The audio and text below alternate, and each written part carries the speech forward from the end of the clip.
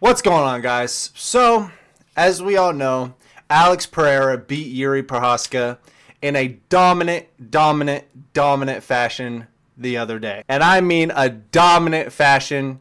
Absolutely amazing. Like, it was just one of the most brutal knockouts I've ever seen. It was absolutely amazing. And it put us in a position of where does Alex rank in the pound for pound rankings? And a lot of us had him number one. A lot of us had him number two. Me personally, he's number two. And they got it exactly right.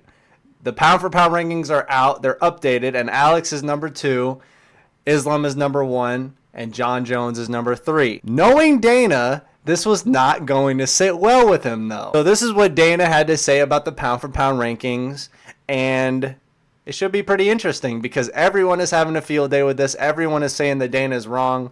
So we're going to see here. And as far as my opinion on Jon Jones is the greatest fighter ever. Although I do think that Alex beat him that one time, and although I do think Dominic beat him that one time as well, you can't deny that Jon Jones is great. He's never lost a fight. He's amazing. Definitely, probably it's without a doubt the greatest fighter ever. I mean, come on now. But pound for pound right now, Jon Jones is not number one right now. Just because of his activity and the way he hasn't been fighting recently. And, you know, I understand he got hurt, but injuries do happen, and we got to give this to Alex and we got to give this to Islam. It's just the right thing to do. And it's not even disrespect to Jon, man. Because Jon is great. Despite everything that he's done outside, despite all the PED uses, despite the failed drug tests, despite all of the shit, he's still great, man. He's still a great fighter. So yeah, let's see what Dana has to say about this. Because we all know how he feels about Jon. To what your pound for pound rankings still look like. I know we talked about it in Jersey, but where does Alex fit in, and what do you think he would have to do if he goes to heavyweight and gets that third belt? Is he number one then? You're not wrong. He's another guy that has moved up and is willing to move up to heavyweight. So for all those that don't know what the pound for pound means, that's what it means, guys like that.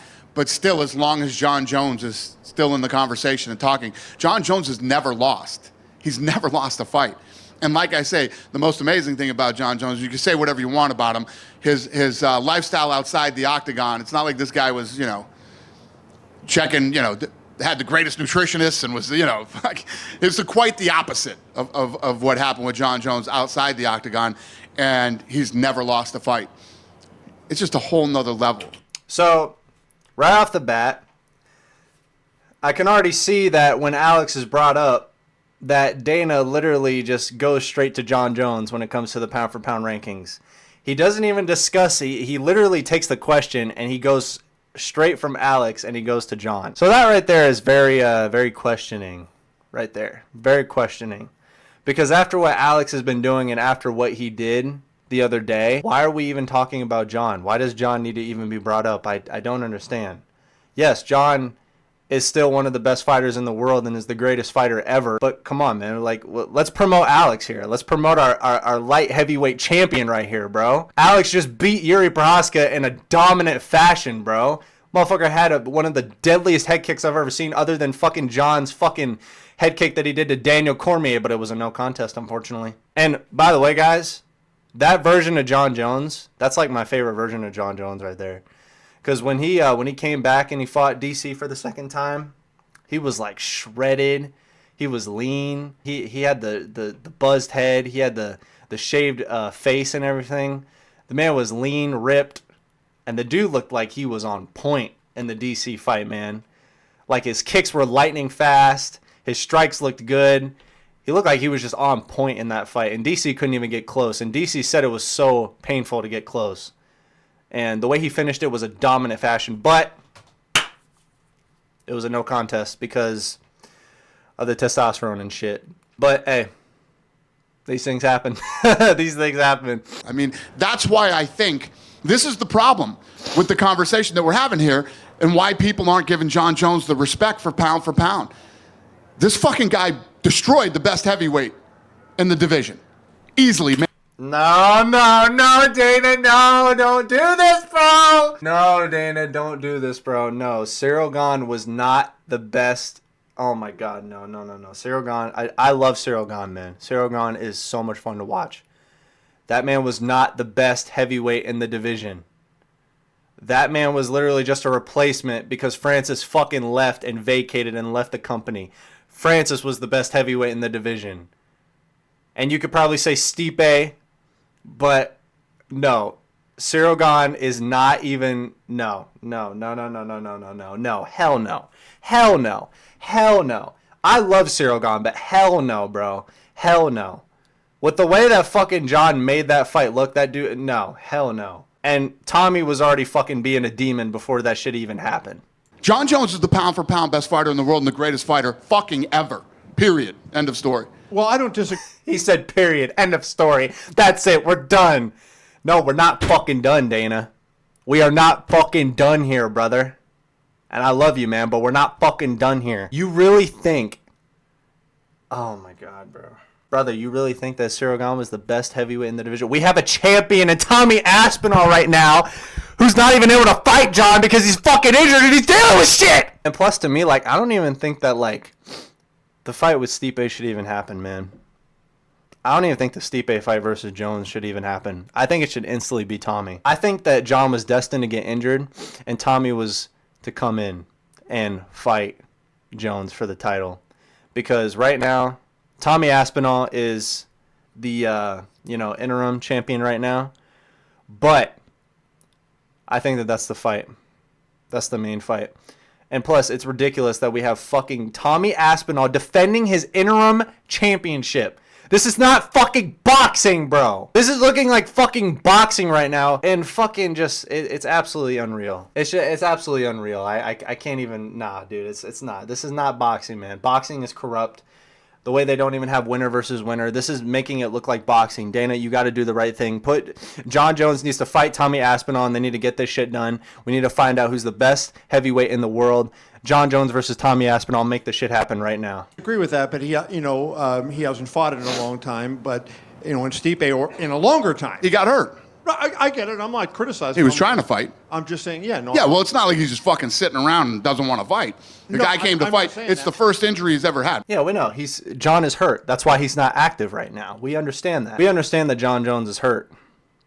But at the same time, John Jones, despite the injury, despite all that, this is MMA. This is the pound-for-pound rankings right here. To me, I'm not defending John Jones. You know what I mean? John Jones has been one of my biggest fucking headaches in the entire time that I've been in this company. Yeah, you got that right. You got that fucking right. Oh my God, dude. Dana literally wanted to sell pay-per-view so bad, and fucking John Jones was literally over here just fucking shit up the whole time, bro. Getting into so much fucking trouble. I can only imagine the amount of fucking headaches that he was having, dude. Motherfucker was literally running into cars and shit, and he's over here fucking like, oh my God, man, I already had this whole card set up. We had the fans so hyped up, man. God damn it, John. We love you, though, man. Right? And, the guy hasn't been the model, fighter in the company.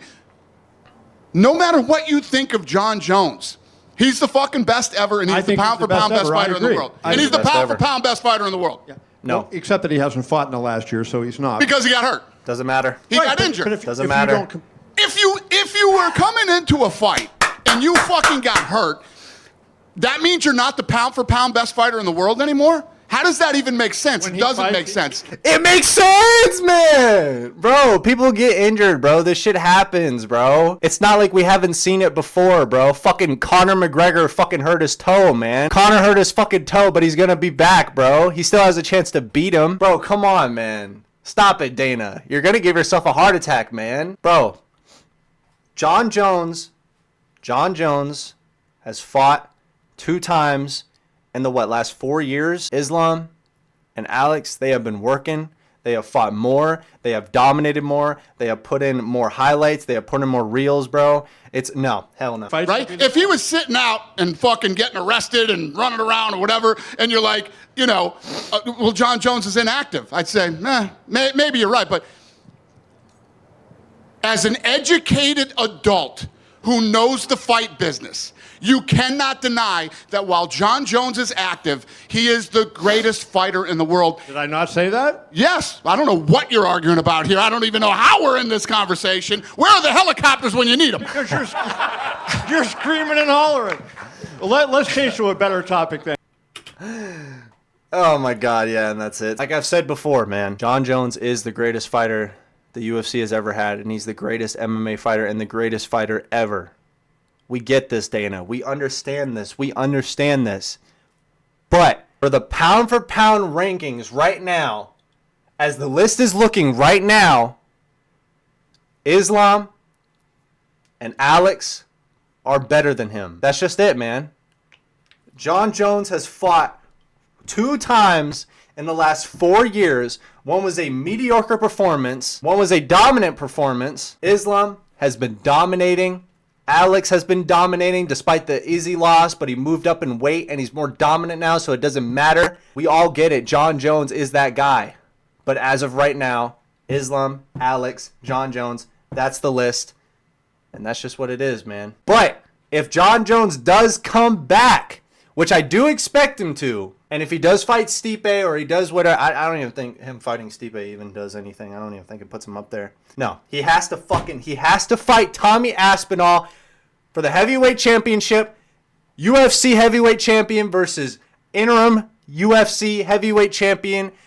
Get this shit done. Book it. Do it. Get it done.